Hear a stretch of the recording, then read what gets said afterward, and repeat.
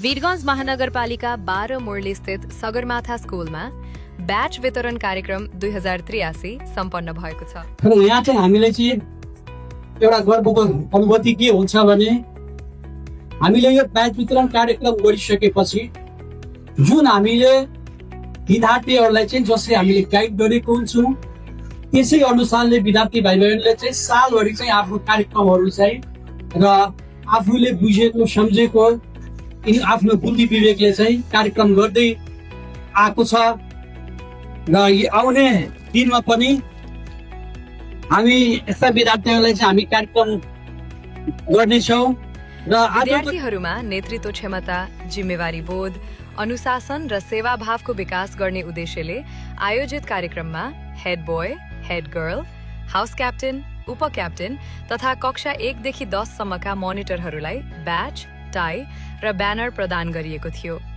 कार्यक्रम नेशनल प्याप्सन वीरगंज नगर अध्यक्ष तथा विद्यालयका संस्थापक जियालाल गुप्ताको सभापतित्व तथा कौशल श्रीवास्तवको प्रमुख आतिथ्यतामा सम्पन्न भएको थियो। कार्यक्रमलाई सम्बोधन गर्दै जियालाल गुप्ताले नेतृत्व भनेको पद मात्र नभई जिम्मेवारी, अनुशासन र सेवाको अभ्यास भएको बताउनुभयो।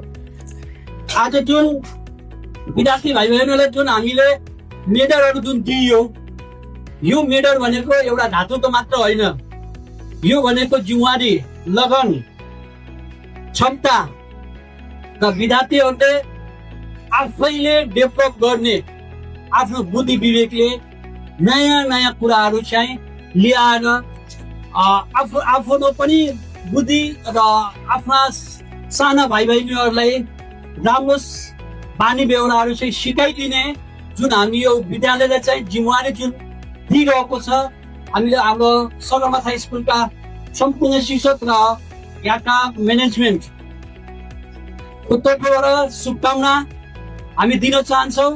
अतिथि कौशल श्रीवास्तवले विद्यालयले प्रारम्भिक चरणदेखि नै नेतृत्व विकासका अवसर प्रदान गर्नु सकारात्मक कदम भएको उल्लेख गर्नुभयो।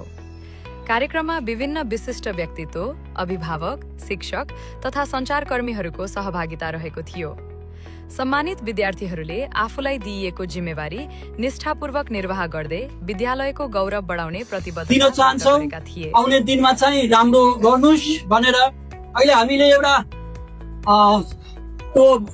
टाई र एउटा चाहिँ सानो ब्याच पनि दिएको छौँ। त्यो ब्याचमा चाहिँ भोलिको दिनमा हामी लोगो चाहिँ छपाएर हामी दिनेछौँ, जो कि अहिले हामी समयको अभावले त्यो गर्न सकिएन।